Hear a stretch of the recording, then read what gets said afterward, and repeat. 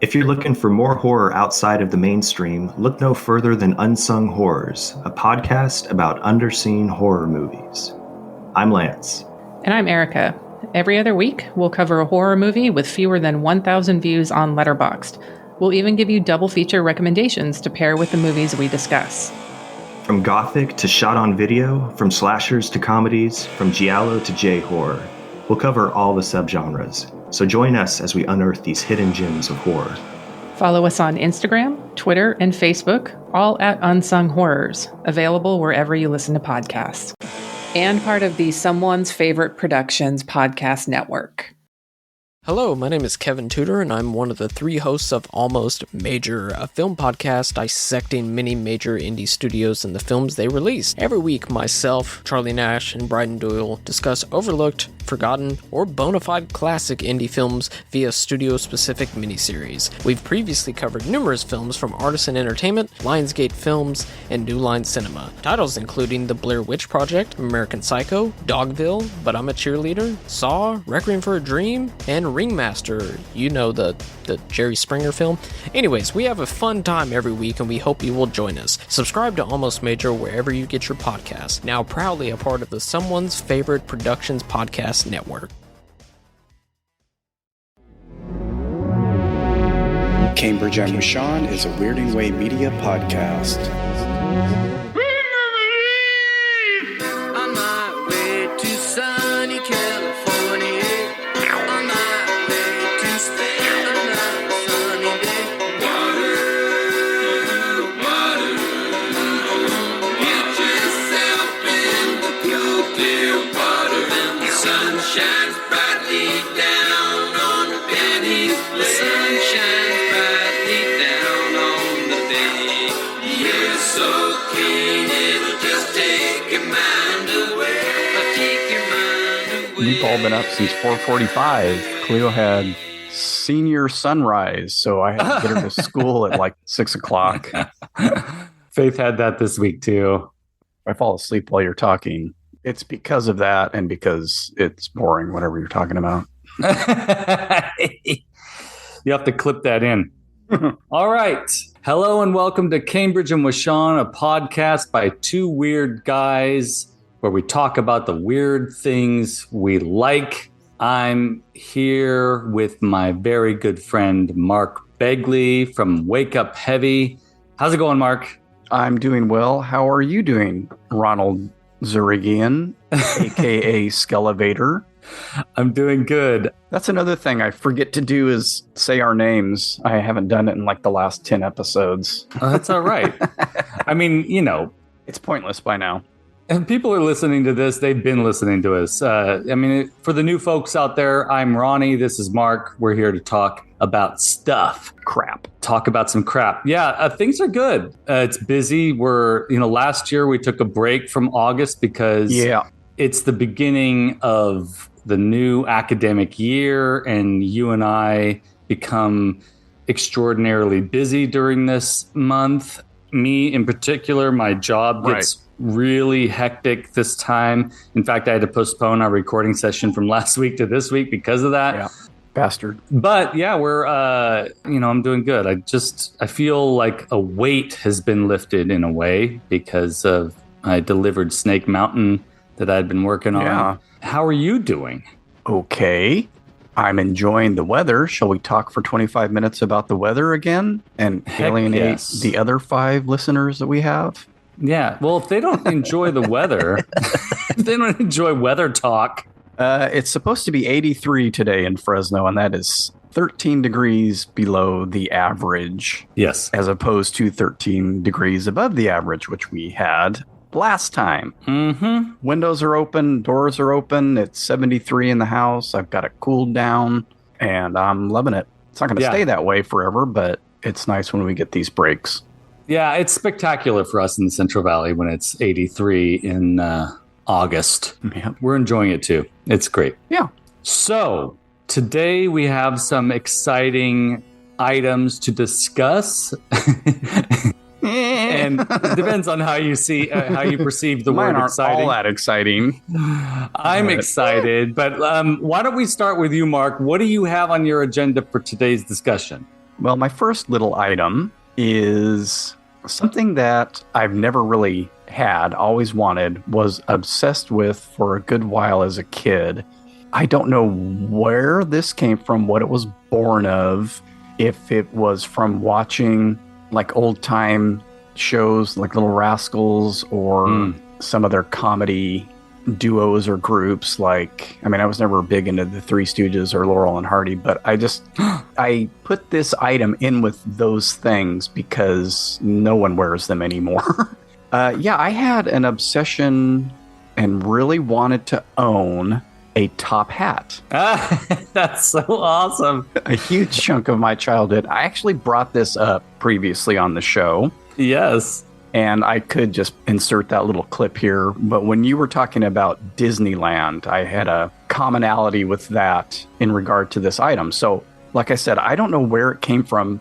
And it was specifically, and I think I've kind of conflated two different versions of the top hat, but I was struck by the swirly circular pattern of the silk on top of a top hat. Absolutely. You know, a fancy top hat. But what I really wanted was a foldable top hat. And I think this is why I think it was, you know, an episode of Little Rascals or something like that where somebody punches their fist and then and a hat pops out. Now you've got a top hat. And I don't know. I feel like I've seen old movies, though, where those fancy ones also popped out. And I may be making this up. So I wanted, though, a silk. I didn't know it was silk at the time. A silk top hat with those fancy swirls on top that would pop out that I could pick up, put my fist through, throw on, and do God knows what. I don't know where the fuck I'd wear it. Hit the town. Yeah, putting on the Ritz? I don't know.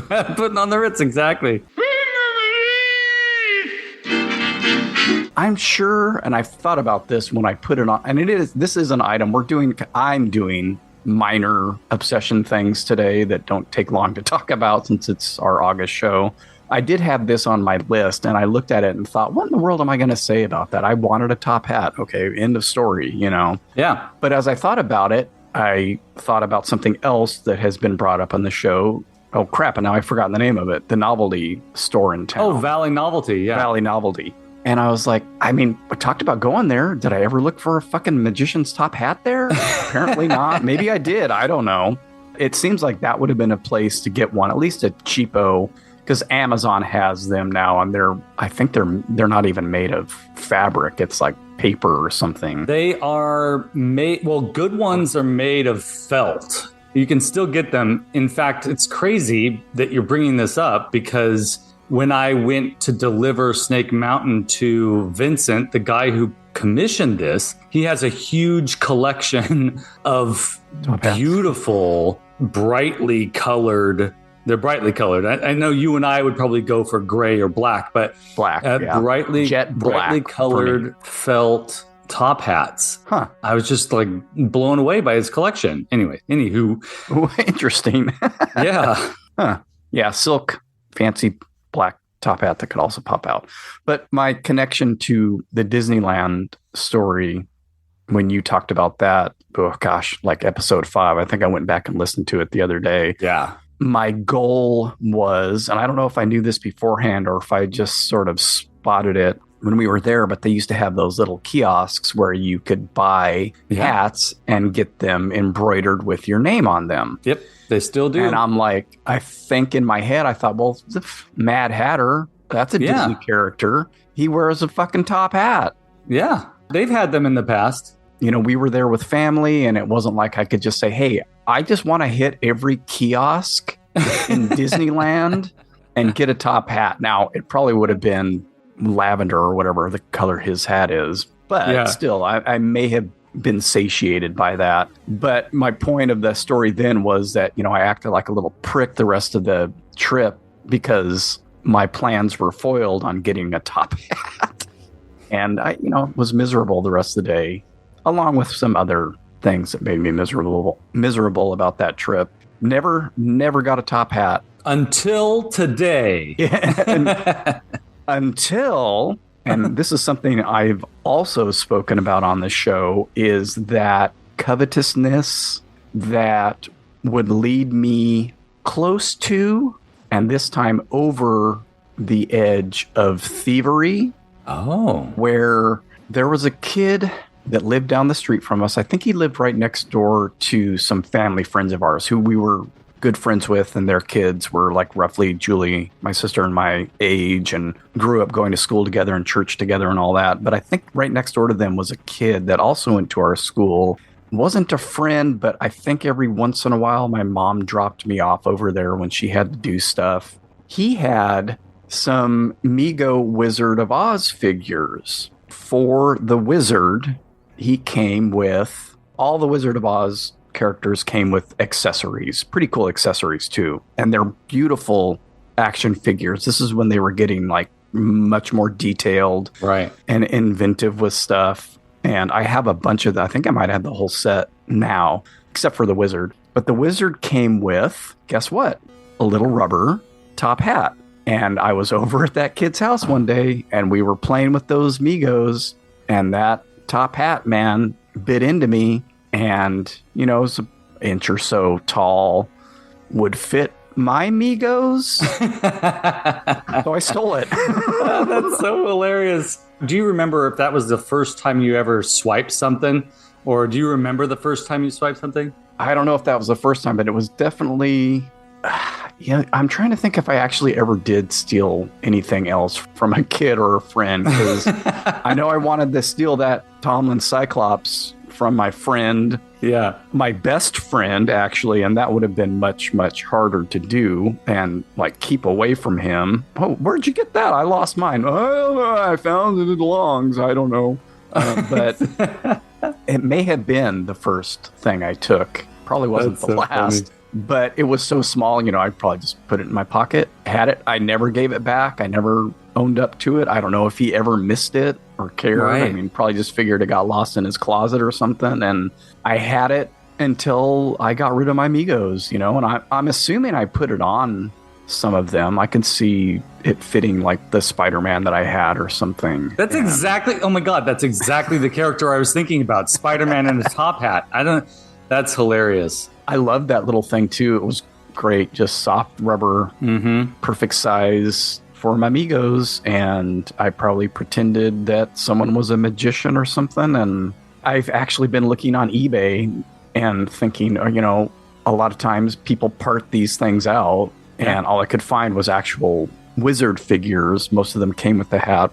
I'd like to just have the hat again. Right. And put the hat on Spider-Man. I've got so many Megos, I could put it on Cornelius for Planet of the Apes, you know? When you get one, I might have to borrow it because I just got a Toxic Avenger Mego and he would look great in a top hat. And I saw that on your video. If I'm not mistaken, that's one of the larger headed modern Megos. He's got a gigantic lumpy head. It's true. Yeah. It's huge. So he's top heavy. It might not fit on his head. That's my simple top hat obsession. Never really fulfilled it except for stealing a Mego rubber Wizard of Oz top hat from a poor kid who probably cried himself to sleep that night. Where's my top hat? We got to get you a top hat. I mean, this just has to happen. The problem is, I've looked at the ones on eBay and they're just not quite right. You know, I've got that thing in my head that I need it to be what I imagined when I was a kid. And the other thing is, for a lot of hats, man, I've got a tiny pinhead. And if something isn't around a size 7 or so, it's just going to go over my ears. Well, okay, so you're actually in luck that you're talking to me today. Because you have a size 7 top hat. No, but what I do know is I have a large cranium. Mm-hmm.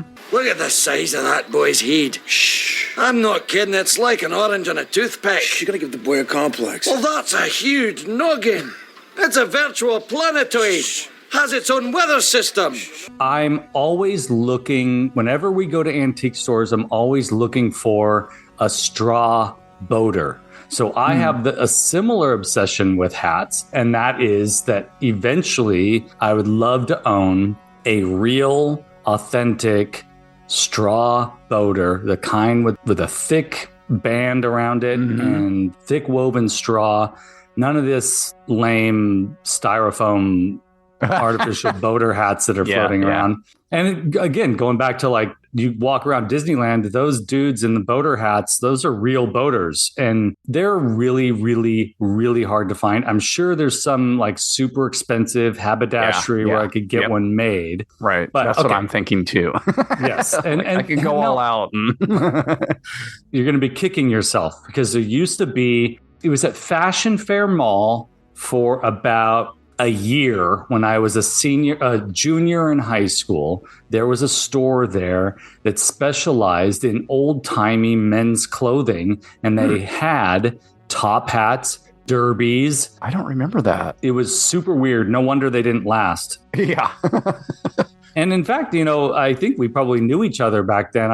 I don't know if maybe I wore, that's right around the time where I met you. I actually I got a derby. I asked for a derby for like my birthday or something and wore it to school. And that's, the name calling at a mountain school was pretty hardcore. I had a cheapo felt derby when I was a little kid. I actually was at my mom's the other day looking through our picture albums and I wore that fucking thing all the time. I think it was the closest thing I had to a top hat. We'll take a trip to LA or New York and go hat shopping. We got to do that. And I know those stores are around. There's got to be something out there. It's just they're going to be pricey. Yeah. The thing that I do want to tell you and reassure you on is that every time I find a really cool antique hat at an antique store, it's always too small for me. So people's craniums were smaller back then, I guess, and they might better match the size of your skull. There you go. Could be. I'll keep looking. I haven't actively been looking for a top hat. There's nothing quite like it. I went through a really distinct phase. We've talked about it on the show where I was really into silent films and silent comedies in particular, and hats always played such a significant role in those films. I loved Laurel and Hardy. I loved W.C. Fields. And Laurel and Hardy they wore this particular kind of derby that had a shallow brim, like this little teeny tiny brim around this tall round top. I loved that particular kind of derby. Charlie Chaplin wore the same thing. And then W.C. Fields wore top hat. Maybe that's where I saw it from. W.C. Fields wore the top hat, and he also wore the straw boater. Yeah. Yep. The top hat that I was really obsessed with as a young man that was never available, not even at the novelty places, was the stovepipe top hat, which is the kind that W.C. Fields wore most often. And Abraham Lincoln, obviously. That just giant tube on the top of it. So that's right up my alley, Mark. I love hearing this. I'm kind of glad I got that one out of the way on a short show. This may not be short, but no promises, people. No promises. It's who knows where this might go. The Wizard of Oz Munchkinland plays up with the mayor. Dorothy with Toto sold separately from Migo. Hello, this is Chris Haskell from They Live by Film. For those that don't know us, Adam, Zach, and I, we built a podcast over the last 2 years that's a combination of film discussion from 3 very different perspectives, as well as industry interviews with the leaders in boutique Blu-ray and 4K community. We started with Deaf Crocodile, but over time we've been lucky enough to speak with Arrow Video, Severin, Mondo Macabro, Vinegar Syndrome, Radiance, Indicator, most of the OCN partner labels. It's been a blast.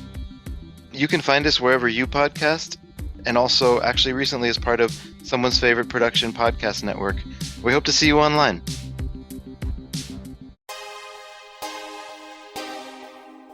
The audio commentary. It's a dying art form, but here at One Track Mind, I, your wonky yet affable host Ryan Luis Rodriguez, analyze film through the prism of these embryonic forms of podcasting, one audio commentary at a time. Masterpieces, crapster pieces, live action, animation, cult classics, films literally no one has ever heard of. No track is too small and no track is too big. Join me and my guests from the entertainment world as we keep these features alive every other Tuesday.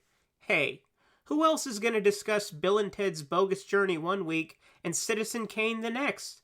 Us, that's who. Sure, you have to put up with my voice, but there's a certain give and take in this industry. That's One Track Mind, part of the Someone's Favorite Productions family and available wherever you get your podcasts.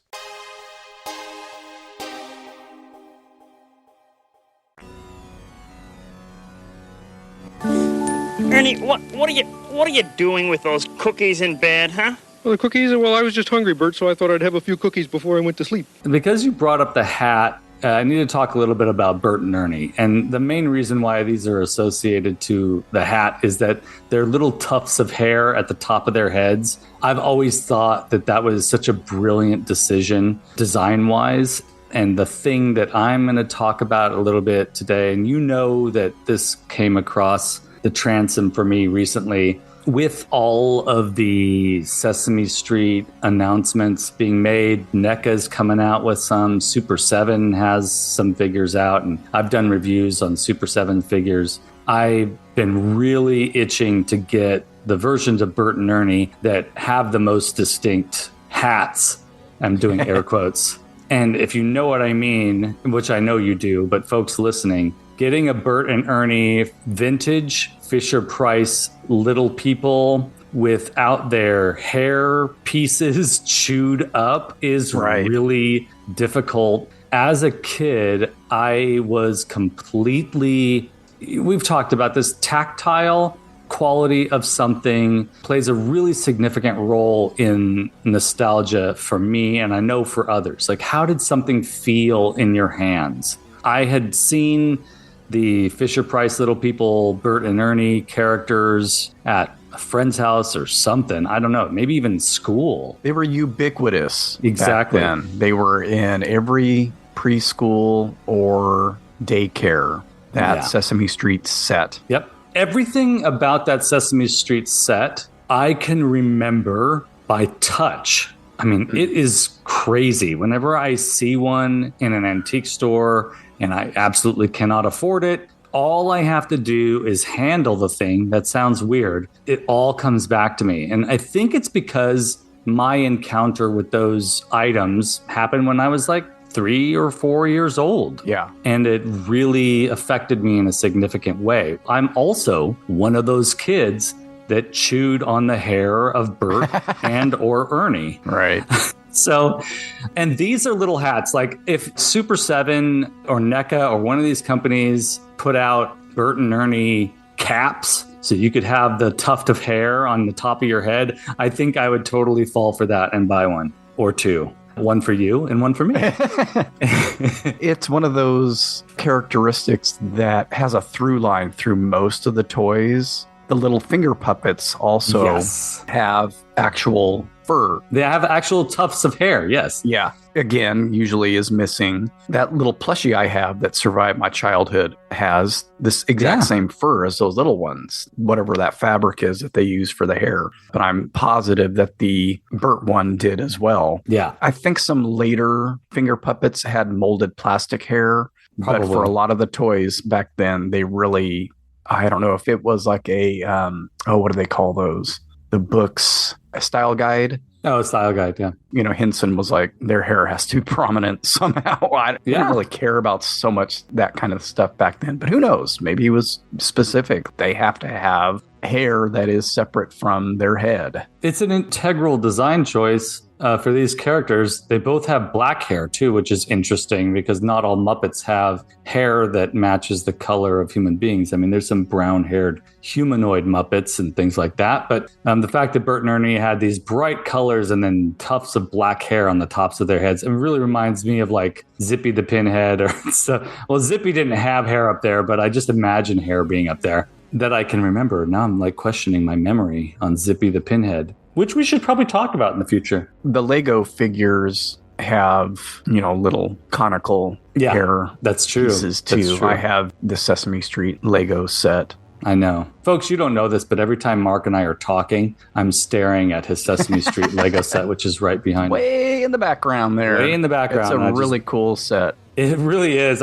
It went on clearance once at Target, and I just kicking myself I didn't pick it up. I know that was dumb. Should have gotten it. That and the Simpsons sets are just brilliant. Oh, yeah. I did find, after searching and searching and searching, I know this is a through line for our show. That's the whole point. Always take your time searching on eBay, folks. Don't rush it. Don't rush it. Because finding Bert and Ernie with very few paint scratches and with unchewed tufts of hair on the tops of their heads is extremely difficult. And then the ones that look good, the folks that are selling them on eBay, they know they look good, and they know that that's what people want. So they will charge an arm and a leg for these. But I did find these for a very good deal. In fact, I sent over an offer to the seller, and they went for it, and I was shocked and awed by it. But yeah, I got the Bert and Ernie. They're sitting on my desk. Their hair, their little hats on the tops of their heads are in perfect shape. Ernie has a little tiny scratch on his eyeball, but other than that, they're like in amazing shape. And I swear, if I'm having a bad day, which happens frequently for most of us, all I have to do now is come over here and hold these two guys, and they really make me happy. In fact, it's weird. It's a weird thing. Their hair, both of them have like little divots on the tops of their heads. Mm-hmm. The hair goes out to the sides on them, and then there's like this little divot where you can put your finger there. Just that movement is a nostalgic wave of tactile familiarity. It's just amazing. It always reminded me of carrot tops or beet tops, you know? Yes. The way they sort of shoot out of their heads. Totally. They're very organic. It's true. You know, I'm glad that you had a top hat as your subject for today, because it aligns pretty well with these guys and their significant tufts of hair at the tops of their heads. I'm stoked, and that was my little first foray. Ernie, don't eat those cookies while you're in your bed, huh?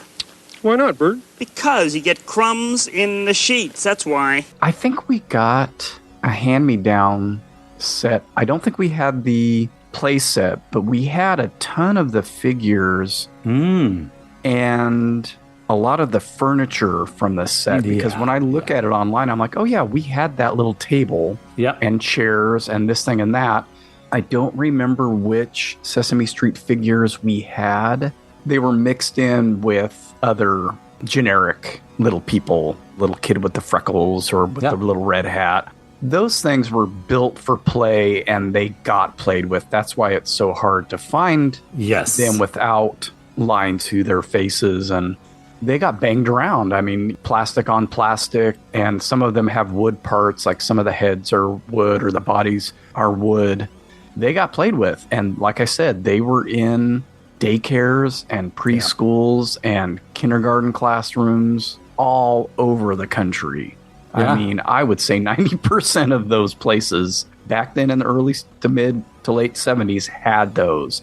They're fun to play with. They're small, like 2 inches tall? Yeah. 2.5 maybe. They're easy to play with. You know, everything fits in those little slots. And there was a company, I think it may have been Biff Bang Pow, were doing some little figures like Marvel, and but they didn't quite have it because they were just like the round ball and the 2-tiered body, just painted up as Spider-Man. Or I think I have a couple of them. Found them at Toys R Us or something. I remember seeing those. Yes, yeah. They don't quite have. That's what they were going for. They were going for the little people look, but they didn't quite have the character of those. They didn't have the little plastic flipped up bill.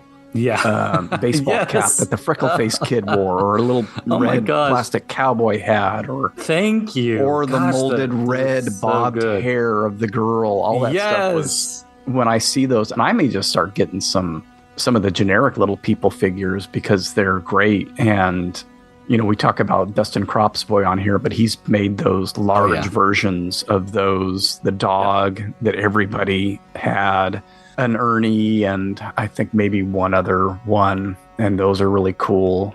They're one of those things from the 70s that every kid remembers either having or playing with at some point, and they were kind of indestructible except for the paint applications and people chewing on hair, hats. That's a hard temptation to avoid as a kid. Oh yeah, when I handled these things, I went straight for the hair. Oral fixations.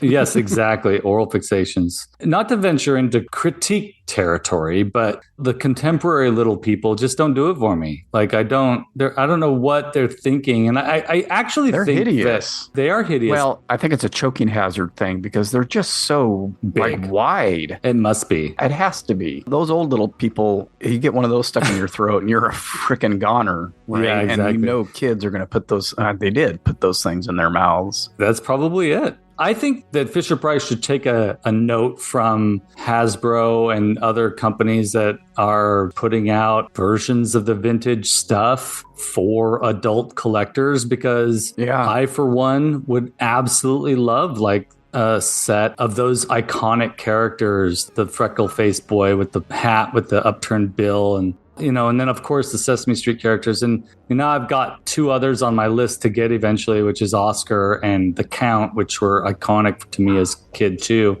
I know I had Oscar. That is one I definitely know I had because I kind of ruined him. I stuck something, I don't know, I messed it up somehow to where it didn't close anymore.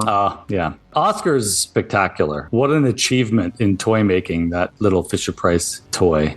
Phooey! Why would anyone want to be happy when you could be grouchy? The Super 7 one I told you reminds me of that, the one that pops out of the can. And then even the little Lego guy is reminiscent of that because it's just a ball with his face on it that you stick into a garbage can and then put a lid on top of his head.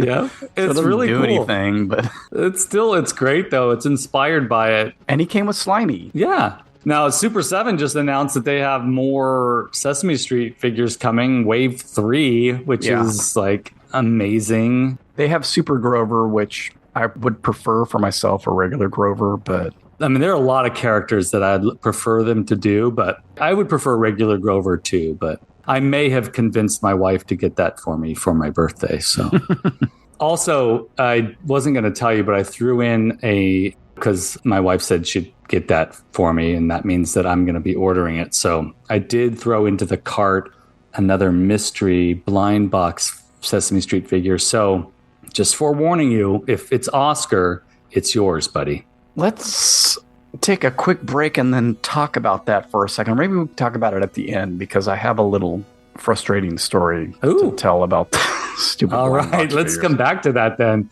We'll come back to that at the end before we do our vacation log. All right. Ernie, what are you doing? I'm going to eat cookies in your bed, Bert. Move over.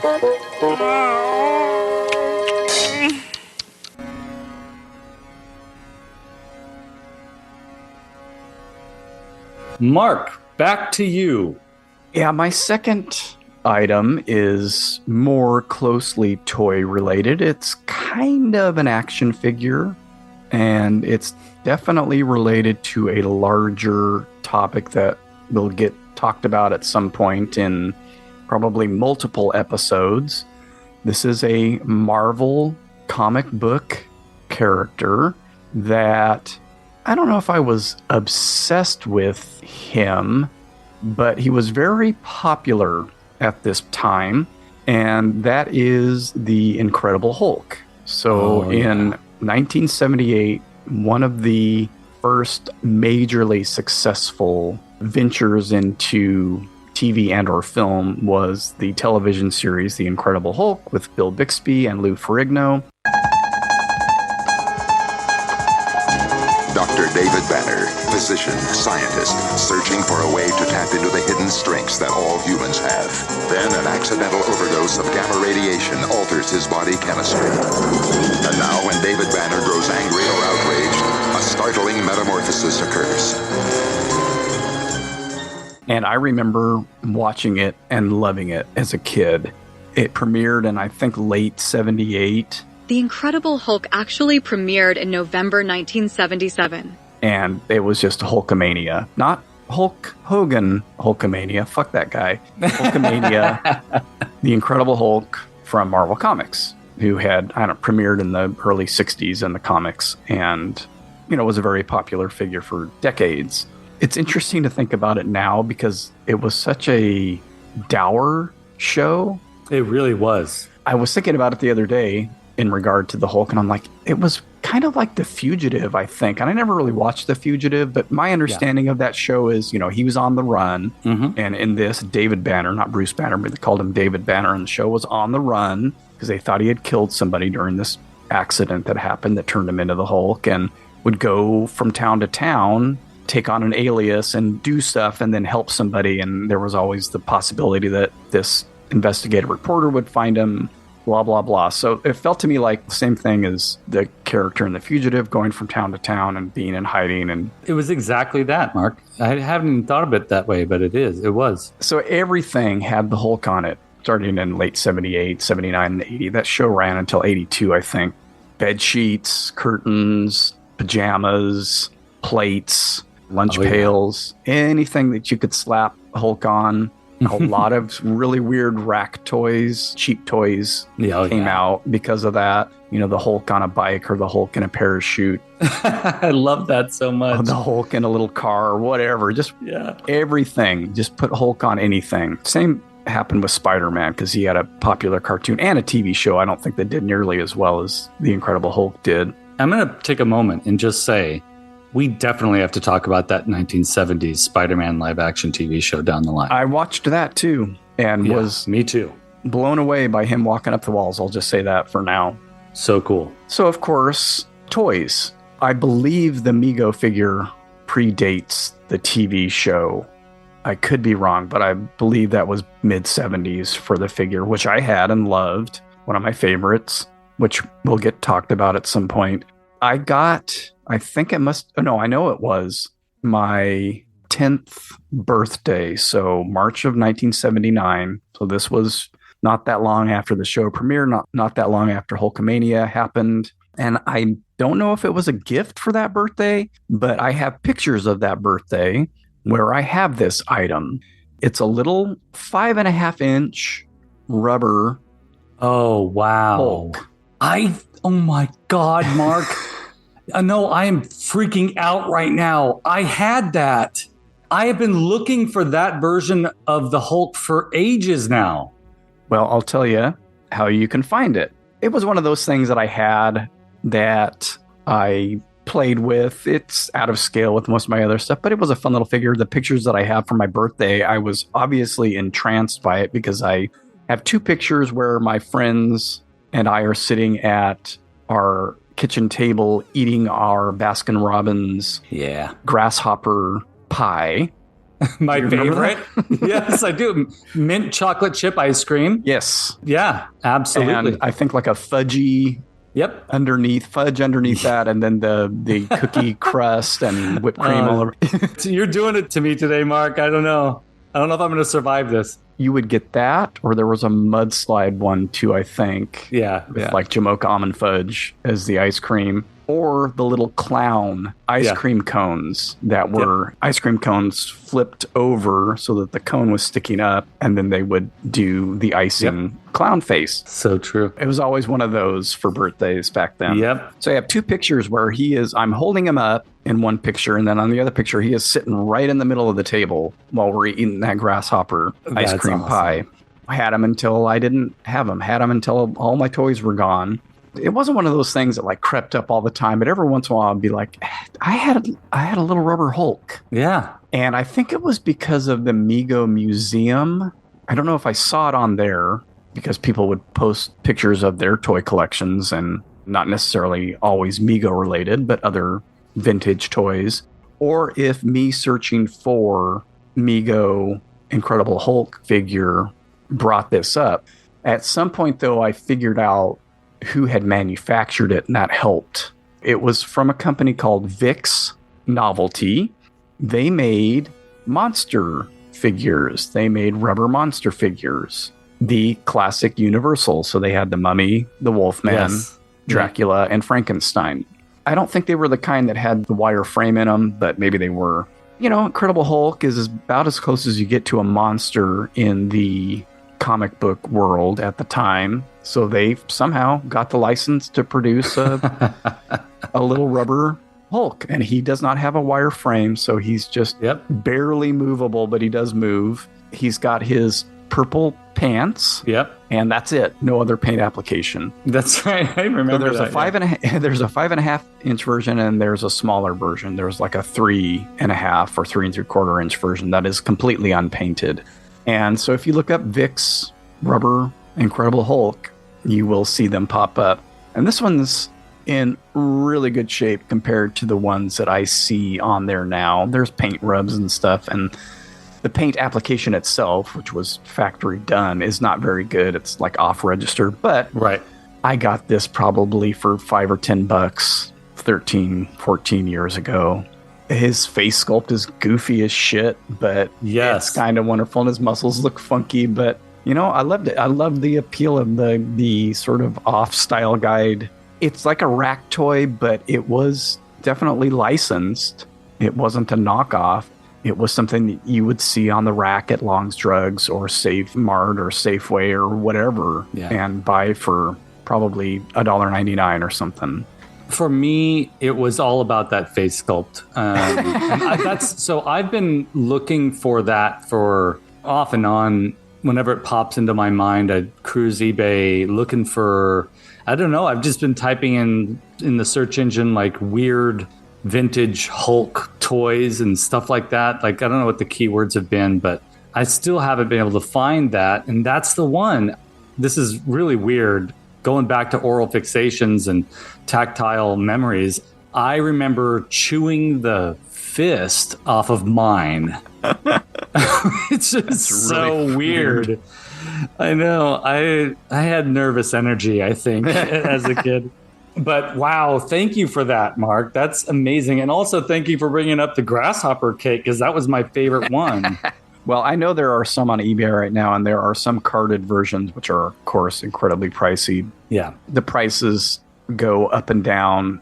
Some people want $50 for a loose one that it's not even really in that good a shape. Yeah. A lot of them have lines through them and striations and stuff from stress, but this one's in really good shape. And actually, as I was talking about him, it reminded me of another obsession I had, which I just have to, I'm not going to talk about this on a separate episode. I wanted a pair of purple pants like nobody's fucking business when I was a kid, because of that goddamn show and because of this figure and because of the Mego. Yeah, and we would go to wine stocks. That's where I got a lot of my clothes that weren't hand-me-downs or secondhand or whatever. And every time we would go, I would look for purple Toughskins in wine stocks and never found them. It was all about the cut-off pants for me. As a little one, I wasn't going to cut them off, but...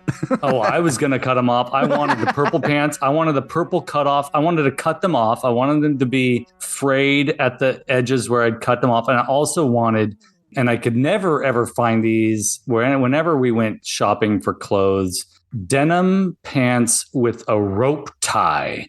Instead of a belt, so I could have cut off animal jeans from the Muppets. I mean, you can make a rope tie, dude. Yeah, I never thought about that as a kid. I was like, I'm surprised, Mr. I know. Arts and Crafts. I know. I'm surprised I didn't do it. I made my own lightsaber out of a broomstick. I'm surprised I didn't come up with a.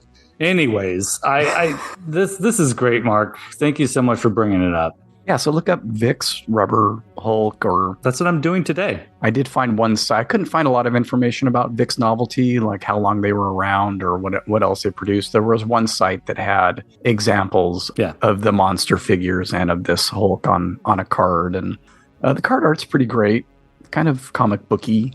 It's just one of those funky, cheapo toys that probably thousands and thousands of kids had to satisfy that Hulk craving back then. For sure. That's some of my favorite illustrations of the Hulk too, is from that era, 70s comic book Hulk is that's some of my favorite design choices for him. And it always comes back to the super weird face. I had definitely bought him. I don't know if that was one of the comics I had a subscription to, but I would buy him off the rack pretty regularly. Incredible Hulk was one of my favorite comics. I just figured out, I just had a revelatory moment. You're listening to this in real time, folks. Ronnie's brain is kicked in. It's kicked in, finally. I gotta find a gear cranking sound effect for right now. Smoke and... Yeah, exactly. All right, so I've been talking for a long period of time with my toy collector friends. I probably even talked to you about this. The original action figure He-Man toy sculpt face. I gotta bring in my sound effect. I know, here we go. Come in, you royal boob. That face sculpt, I'm realizing why I loved it so much. Because I was already exposed to the face design of the Incredible Hulk by the time I met the toy version of He-Man. And the toy version of He-Man is very much influenced by, and I can tell now, influenced by... Grimace? Is that what you're talking about? That grimacing, tough, sort of lumpy face, which modern versions of He-Man in other action figure forms have not quite been able to accomplish. That is it. It's very reminiscent of the Hulk. And I think that's why I'm so attached to that original He-Man face sculpt. All right, there. Done. All questions in my life have been answered today. Masters of the Universe again. Well, sure. Can I talk about the fucking one plastic rock ball then, since you brought that up? I think you should. Now's the time. I mean, that's another lumpy face if we want to get into it. There is a bagged version on eBay right now for $50. Oh, man. Not a sealed bag, but it comes with its bag. The rock ball and Masters of the Universe are definitely through lines here, folks. So, and it's actually tempting me, but there's no way. Still, it's kind of funny. Anywho. Bagged is tough. That's a tough thing to resist. I know we're going to talk now a little bit about maybe... Oh, I got one other... You got another thing to talk about. And then we'll get into some of our travels. Actually, this last one is a good way to weave in our travel stories because it began with travel for me this summer. A new obsession. I've almost completed my journey with this new obsession because there aren't a lot of characters in this particular line that I feel like I need beyond what I have already found out there. I went through a lot of my collection and I went to a couple of different toy stores, one in Fresno and then one in San Jose. The trip to San Jose where I took a box of toys and asked to do a trade with them, they accepted it and they allowed me the opportunity, see how I'm wording that, to get this figure that I've been wanting for a long, long time. And that is one that I did not have as a kid. And that is the Kenner Star Wars 12-inch line of action figures, the Stormtrooper. And so I was able to trade some items for this Stormtrooper, which led me down the path of nostalgia to the Darth Vader figure that I had as a kid, which was of that line. And Darth is like the Stormtrooper's close to 12 inches, but Darth is right about like, I feel like he's almost 13 inches or something like that. I haven't measured him. He is the tallest Star Wars figure other than Chewbacca, so. He is, absolutely. Now the Chewbacca, now that's one that I might be interested in getting. Thanks for reminding me. This summer, I started down this other path, and I've been thinking a lot about vintage Star Wars lately. It always comes back to me. I don't go on binges of purchasing just simply because I can't afford it. I do keep my eyes open for particular things once I've got the itch. And it goes back to being patient and stuff like that. So I was able to get that Stormtrooper for a very reasonable price. And I didn't have to pay out of pocket because I just traded stuff that I already had. And then I started looking on eBay for Darth Vader. Darth, when he's complete and in good condition, when he comes with the cape, when he comes with the lightsaber, he's very expensive, usually. Once again, not to keep saying this, like I feel like I'm bragging a little bit here, but I found a really good deal on eBay, a surprisingly good deal. Part of the reason why it was a good deal was that the lightsaber was a replica. To be honest, the replica is amazing. It looks just like the lightsaber from the vintage figure. I was able to get that.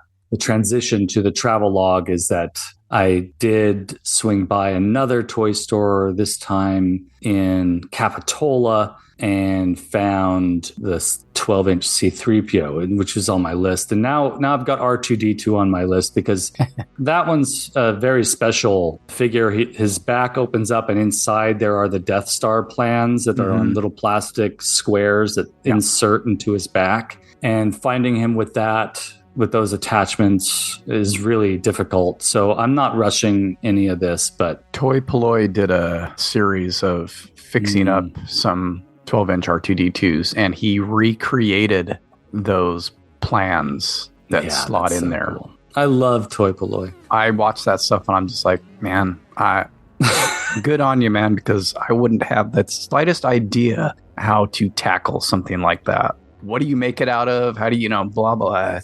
It's so fun to watch. Those things soothe me. Not to use a trending phrase, but I'm totally going to. Like, Toy Polloi videos are like ASMR, very relaxing. It's the making, it's the narration, it's the visuals of watching him restore. I think, he restored a vintage Millennium Falcon. Watching that whole thing and getting the plastic to de-yellow and all of that is so good. He's done quite a few Masters of the Universe sets and figures. I know. I've watched a lot of those. Yeah.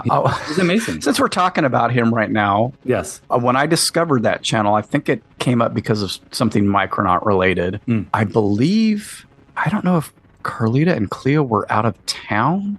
They were gone like all night. I feel like this was one of their overnight trips somewhere, concert or something. And I watched like 30 of his videos. Yeah. Oh, man. I think I did the same thing when I first discovered him. In one sitting. Maybe it wasn't 30. It was a lot, though. It was a lot. Anyway. Yeah, I love it. Love it. And he has fixed some of those 12-inch figures you're talking about. I know. The Darth Vader that I had as a kid ended up falling apart. I played with him like crazy. I took him everywhere. I don't know how I got that 12-inch Darth Vader or who gave it to me. Going back to that whole tactile memory, holding that, even though it was a replica lightsaber, holding that lightsaber in my hands and looking at that translucent red plastic, seeing the design of the handle, how different it is from the movie design of the handle of the lightsaber, and holding Vader himself in my hand and feeling the cloth of the cape, all that stuff. It just really took me back to significant memories, and it was really great to have that experience again by getting him. I never had C-3PO. I always wanted C-3PO because I loved the vac metal of the vintage action figure of C-3PO. It just had in my mind, my little brain was like, well, imagine how cool that would be to have this 12-inch vac metal C-3PO. And it's exactly it. Like, holding a giant golden C-3PO is amazing. And then the Stormtrooper, I always wanted that too, because I always loved the Stormtroopers. So I don't have any recollection of the 12-inch figures. Like, I'm sure I saw them in toy stores. Never had any desire to own them. I don't remember any friends having them. Never played with them. 12-inch figures were never appealing to me. G.I. Joe, I'm surprised I had the $6 Million Man. Yeah. There's something about that scale held no appeal to me.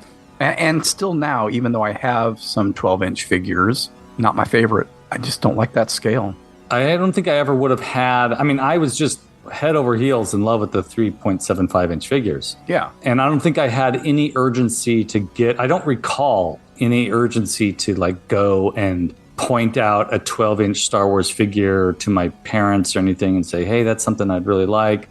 So that's why I do think that someone must have given it to me as a gift, probably a grandparent or something.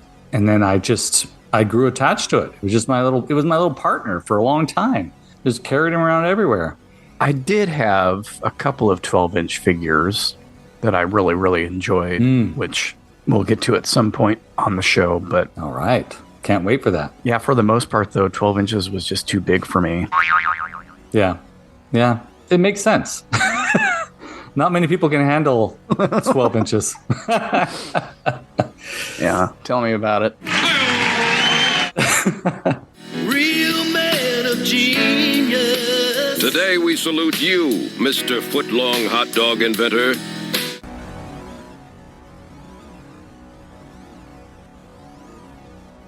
this begins our vlog portion, I think, right?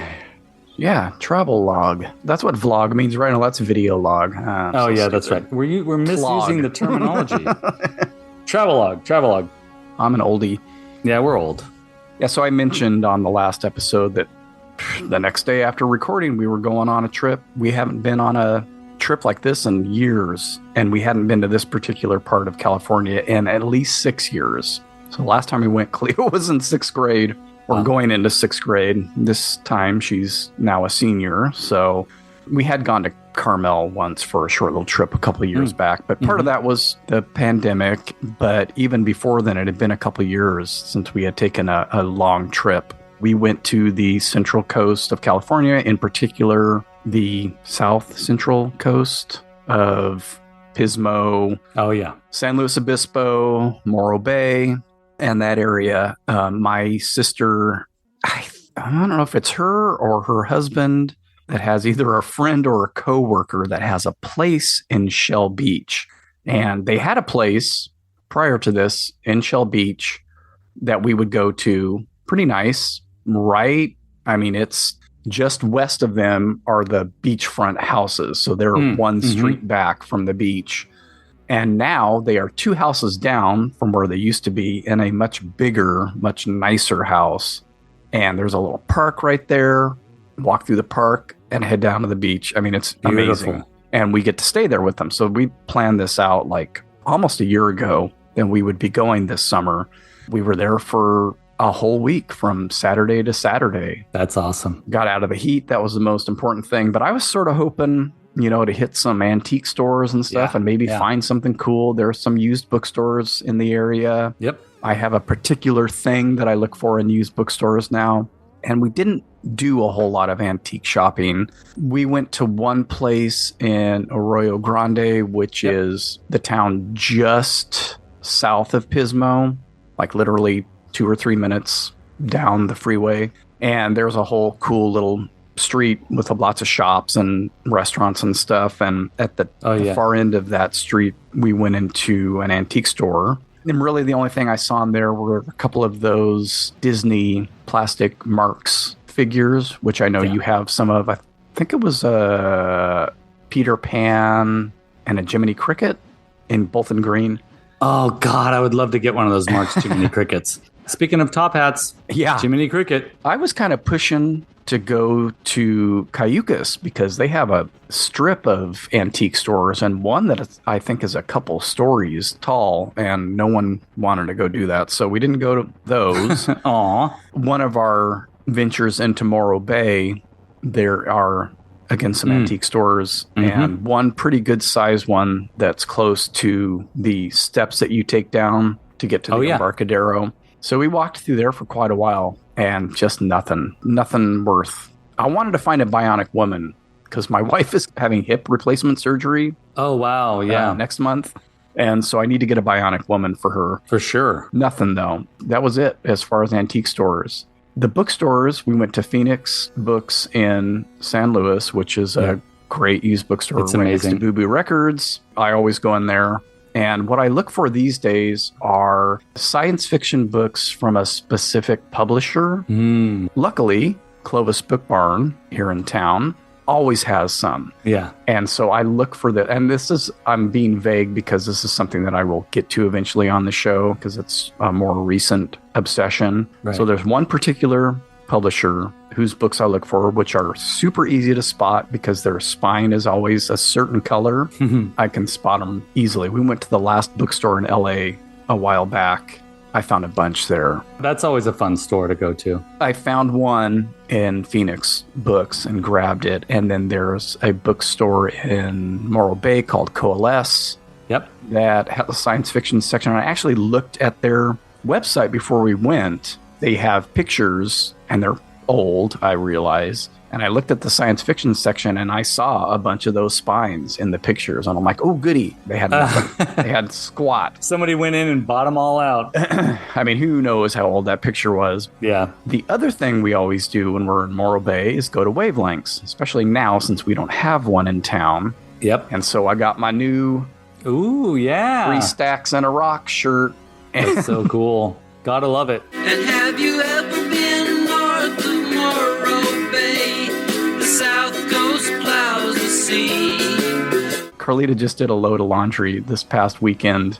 I was folding my t-shirts and realized, oh, I have 5 wavelengths shirts. And they had all been recently washed, and I had worn a bunch when we were over there, and I had just purchased it. I hadn't bought one in years, and one of the first ones that I bought, you can't even see the design anymore. It's so washed out. That's great. So Morro Bay, Morro Rock, famous landmark there, part of the Nine Sisters hills that kind of run inland from there, and then the 3 stacks from the power plant that's there that's been decommissioned. Iconic. Unfortunately, by 2028, they are going to tear those down. Oh no, what? Yep. I mean, it makes sense, but there goes this symbol of God. I gotta go down there and get my T-shirt then, because I don't want to. I don't want to have a no stacks and a rock. Yeah, I gotta get 3 stacks and a rock. I love that. There was one day they all went to the outlets in Arroyo Grande. I think maybe they're in Pismo. Sort of on the way to Arroyo Grande. There's a ton of outlet stores. And I stayed home and sat on the patio of this place the whole time they were gone and just did nothing but sit there and drink coffee and breathe that air. I looked for whales. We had whale sightings and dolphins and otters and seals and all kinds of stuff. And good food. Got a shout out to Dell's Pizzeria in Pismo. We got that for Carlita's birthday, which happened while we were there. Oh, nice. It was freaking delicious. Delicious. That's incredible. Had tons of good food, relaxed, went to the beach. It was great. Yeah. No toys, no really cool stuff. Bought 1 book and a t-shirt, and that was it. Those are good. Those are great. I love hearing this journey because I've been to every single one of those places that you just described. I mean, who in Fresno hasn't, really? It's a destination place for people that live in Fresno and the Valley to go to cool off. The week prior had been just one of the busiest years for Pismo, and none of that was happening while we were there after the 4th of July, so it was kind of nice. To be more specific, I've been to every single one of those stores you mentioned. Mm-hmm. In fact, I've found a lot of interesting things that one antique store at the end of the street in Arroyo Grande, a lot of items that I've spotted there that I couldn't afford that I thought were cool. And I did pass on a lumpy, dirty old Hamburglar stuffed animal or stuffy vintage stuffed Hamburglar. Passed on that, even though it was very tempting, but he just looked like he had been through the ringer. Whenever we go to the South Central Coast, we visit those spots that you mentioned. Now, Dell's Pizzeria have not been there yet, but we are every fall. Faith, our youngest, who's also a senior, has her marching band performs at Pismo. And so we're going to definitely try and hit up Dell's now that you mention it. We Uber Eats it or DoorDashed it or whatever because no one wanted to drive, and it had moved.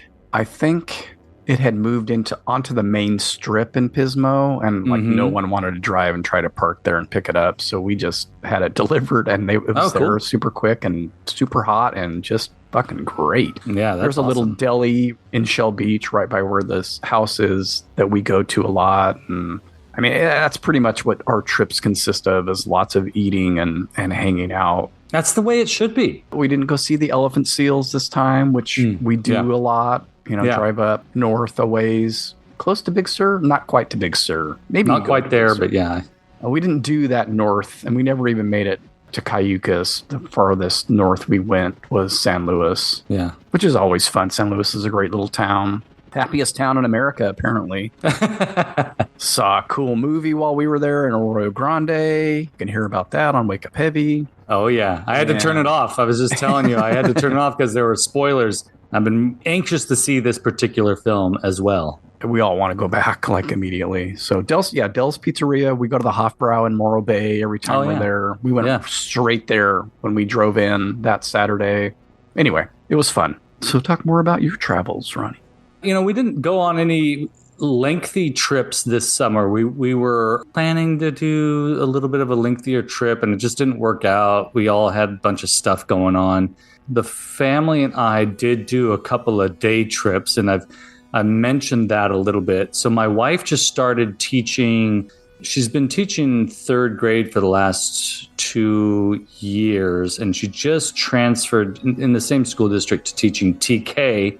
And so she's really excited. She had been really excited all summer to get cool things for her little ones. And so there's this store in San Jose, and there are a few of them throughout California, called Lakeshore. And it's like the educational supply, like it's the best. I mean, it's such a cool store, and everything's built really sturdy for kids play. And she got a couple of really cool play sets, like a pirate ship and a tree house and a couple other things.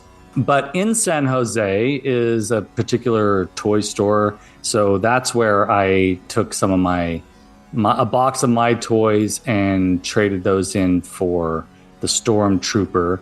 They did have a mint condition in box, just like the other store, Hadbro, that I'm going to talk about in a little bit. They did have a mint condition in box Stripe, the LGN 12-inch Stripe. Oh my God. I saw that on your video. I just, like, every time I see those, I really got to buckle down and save for that, because you can't find it for less than $175, at least right now.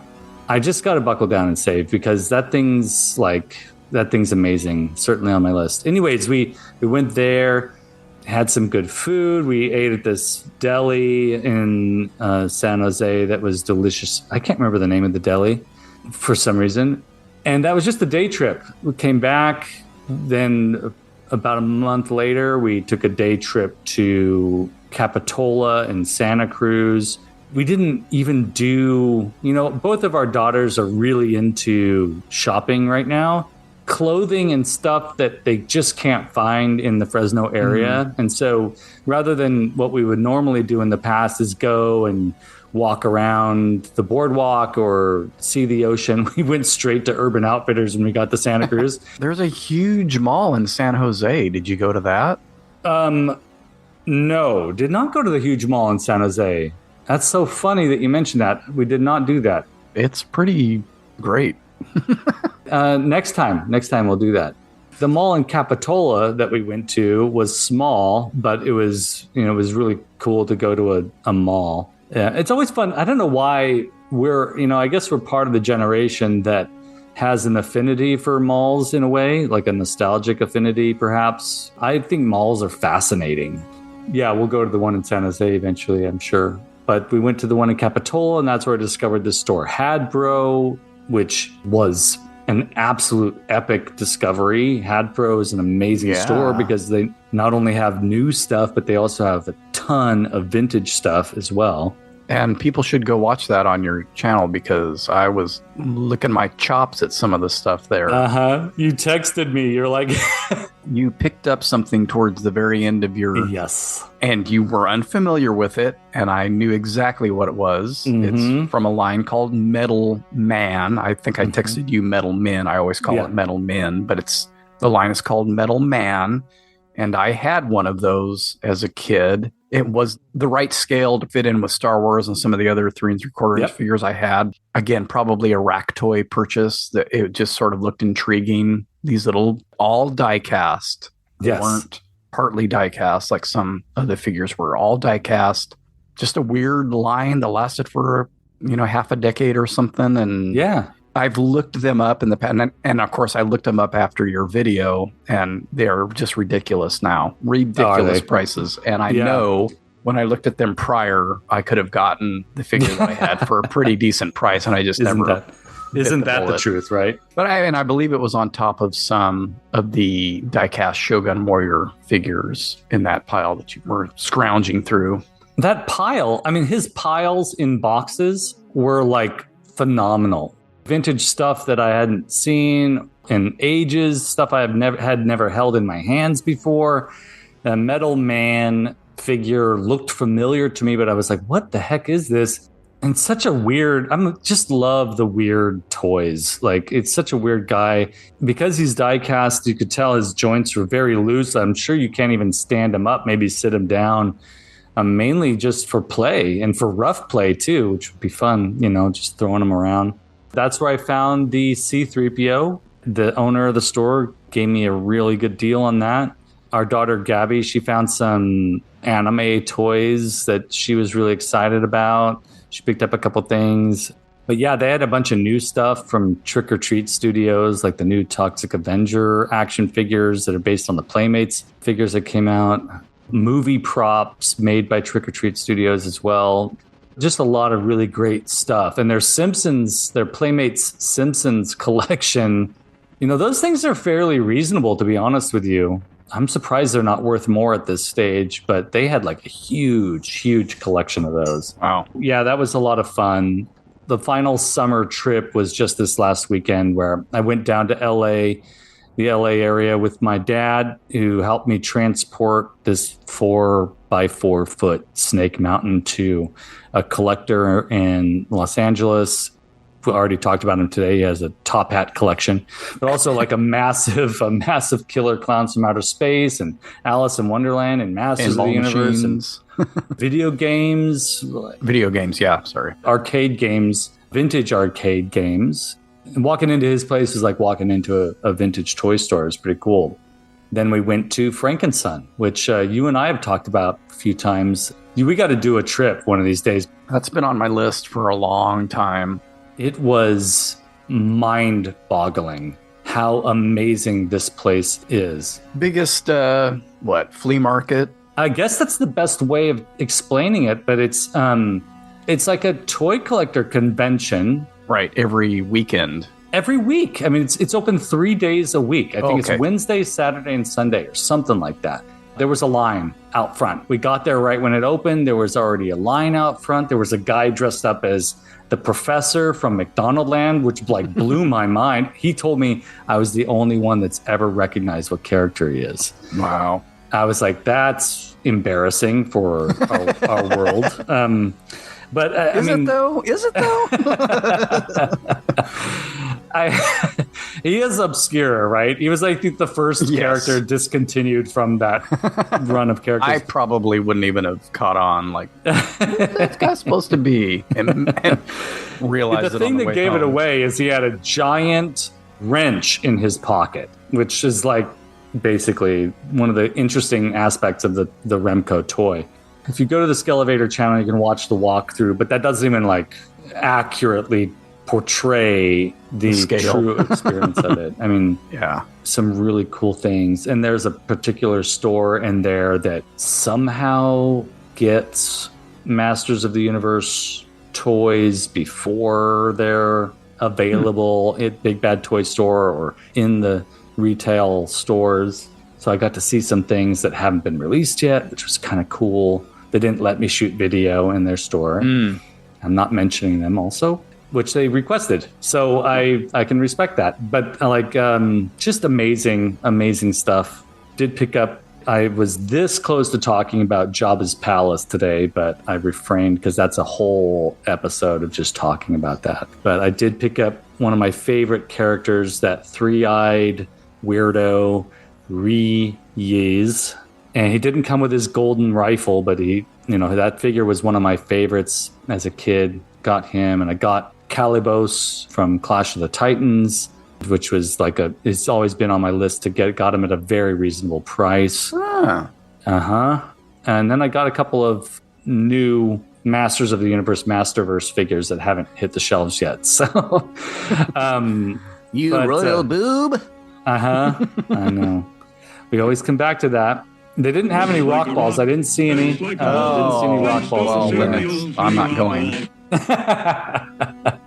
But it was amazing, folks. If you're ever in City of Industry, which is just east of Los Angeles, you should go to Frankenson. It looks like it's in what used to be an old Costco or something of the sort. It's a huge building. It's massive.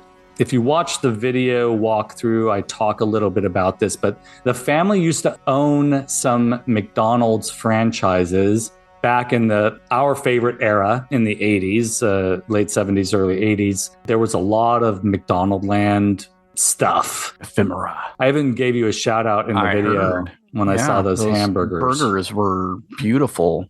Yeah, in great shape too, just straight out of the restaurant. Yeah. Dustin Cropsboy wouldn't have to do any work on those. Exactly. I was thinking that. Actually, every item on that wall looked like it was straight out of the restaurant. Yeah, Probably from theirs, I'm assuming. Yeah, probably. Yeah, we'll have to do that sometime. Yeah, we should. Do you love movies? So do I. What's up, y'all? It's KB, and I love movies. Inviting you to listen to The Conversation, a film podcast where passion meets perspective and opinion. From the old school to the new, I invite a guest on to discuss the movies that thrill us, challenge us, break our hearts, or even blow our minds. There's always new episodes dropping wherever you get your podcasts. So join the conversation. We don't just watch movies. We love talking about them too. The Conversation with KB Loves Movies, a part of Someone's Favorite Productions podcast network. Should I get into my frustrating voice search? I've been waiting for this. Let's hear it. Those fucking blind box Super 7 Sesame Street figures. Yes. I watched your video on that, and I should have asked. I don't know why I didn't ask you which one you had gone to, but I saw you open them in your car, and behind you, I saw the sign for Hobby Lobby. So I just assumed it was the River Park Target because I don't know that there's another Hobby Lobby in town. Yeah. I had no intention of really going and looking for these, but I had to get Cleo's stuff for her lunch since school started. Yeah. And I usually do that after I go into the office on Sundays, and I go to the Boulder and Blackstone Target. I'm like, okay, you know what? I'll go to River Park because I think that's where Ronnie was. Yeah. And it's not that much further up the road. So I went there. Nothing. They actually have split their collectible section. So now part of it's in one of the aisles. I didn't know that until that day. And then I saw all the plushie stuff, the Kid Robot plushies down there. Saw a count of funny. It's kind of cute. They're very cute. You brought that up previously, and I had to look them up after that. And I'm like, oh no, this is the stuff I like. Yeah. When they're cutified and look like little kids. I hate Muppet Babies, but this stuff I like. Yeah. Whatever, you know. And I want them to look like the original characters. This is how my brain works. Yeah. So anyway, no blind box thing there. And I'm like, well, I'm leaving. And I'm going to go back up to Bullard and Blackstone and get her stuff there. Yeah. Fuck this store. I'm going up there. Looked at I Bullard and Blackstone. I could just see it. Looked in Bullard and Blackstone. Nothing there. It's just all Funko Pop. Just like hundreds of Funko Pops. Oh, yeah. And yeah. The occasional NECA figure, which holds no interest for me personally. Got it. Yep, for sure. And then I dropped Cleo off at school on Wednesday.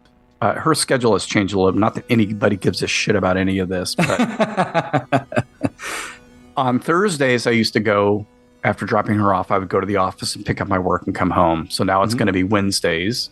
I'm like, oh, well, I could go by the Willow Target because that's between here and my work.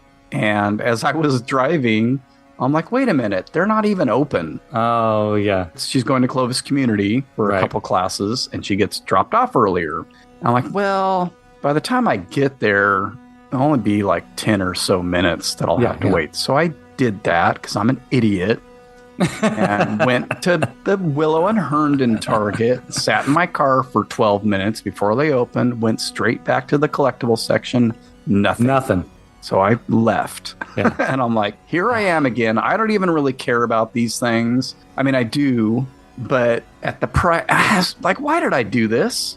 Why did I do this? I hate this. It's my fault. It's my fault. I showed how much fun it was. Why does Ronnie find this shit and I don't? And it's infuriating. I'm about to tell you exactly why. And we should have chatted about this because there's a secret. I should have texted you which one did you find those at, or at which Target did you find those? I should have told you this. This should have been part of it should be part of our regular discussions, but I know how much you don't like to go toy hunting at Targets in particular. So here's the truth. For folks who are from Fresno or Clovis, there's one Target that far exceeds the others in availability of interesting new toys. I don't know why, but that's where I showed you the picture of the Devo reaction figure. I was like, hey, do you want this? This one Target always has the interesting shit, and it's Herndon N99, the one that's furthest away. It's my wife's absolute least favorite Target and my absolute favorite one to go to. It's about a 25-minute drive from where I live, straight shot up the 99. Right. When I get the wild itch, it's kind of a fun jaunt because then I can swing by Ross. There's a Ross there, and there's some discount toys in the toy section that are pretty cool. Recently, that's where I got a little small miniature TIE fighter for like $3.99. There's the Five Below, which sometimes has interesting little items too. It's a Hobby Lobby, which I don't go to, but as you saw in the image, that Target for some reason has really interesting stuff. I wonder if it's because it's right off the 99. Maybe. As far as truck routes. Actually, that makes a lot of sense because the other most exciting Target to go to is in Los Banos. I always find something interesting there at that Los Banos Target. It's pretty much guaranteed there'll be something that is showing up on shelves that people in the area are just not looking for, and so they're there on the shelf. I'm giving away my secrets now, so I'm glad that our listenership is still fairly small for Fresno folks that listen to this. But if you're interested, that's what that stuff is. I haven't been back there to the 99 in Herndon Target since I posted that video, so I'm not sure which blind boxes are there still or not. I may go on Monday after I drop her off because I cross over Herndon on the way home, and I can just go out Herndon instead of going straight home. But I always have to go places like when I'm doing something else. Yeah. It's like I'm in the middle of the day. I just don't want to leave my house and get in my car and go somewhere. I don't blame you. I don't blame you. I like Fridays when I work from home, I don't want to go anywhere else. It's like, it's an opportunity for me to not have to go somewhere. Usually when I go to work, I'm driving from here to Fresno, and and of course it's like, hey, would you mind picking this up from wherever, or I got to pick up groceries on the way home or whatever it might be because I'm in Fresno. Since I live slightly outside of Fresno, I have a tendency to have opportunities to swing by stores. Yeah, Herndon and 99 Target is great. I have had some luck at the Sierra Vista Target, but my favorite Target for just like regular shopping is the Blackstone and Bullard one because it usually has less people there. And yeah, that's where I always go. Yeah. Fun stuff. More exciting local shit from Ronnie and Mark. Fresno Target secrets. Talk about the weather, talk about our targets. Mm-hmm. Okay. Next time we'll talk about our favorite grocery store. Yeah, good stuff. So, with that being said, I think we can transition to closing out the show. What do you say? Yeah, let's do it. All right. Get out of this mess. Let's get out of here. Happy August, everybody. Wait, no, this is posting in September. Yeah. Happy September, folks. All right. So remember, until we meet again, have fun, stay weird, and keep collecting. Thanks for listening.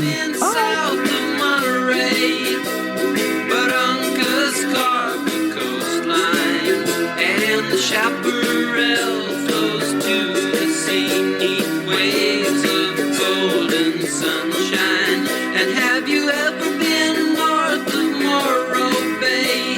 The south coast plows the sea, and the people there are of the breed that don't need electricity.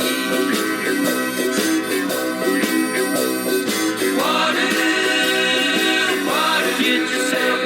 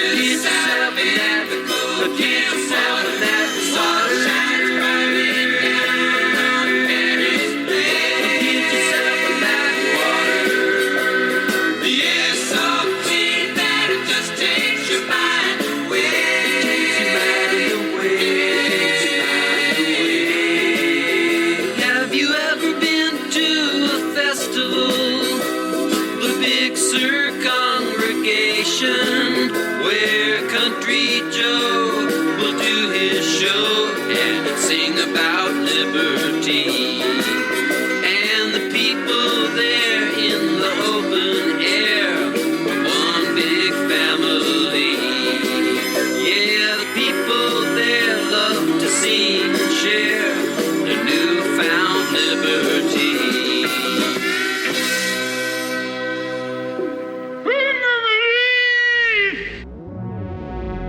Cambridge and Rashawn is a Weirding Way Media podcast.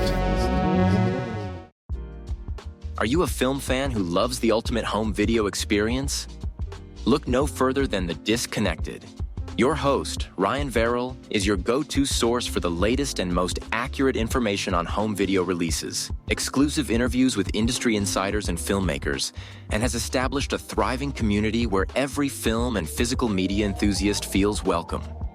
From hidden gems to blockbuster hits, The Disconnected brings you insider knowledge and a welcoming space to share your love of cinema. Watch every Thursday night at 9:30 Eastern, 6:30 Pacific for the live announcements show and follow The Disconnected on social media to stay updated.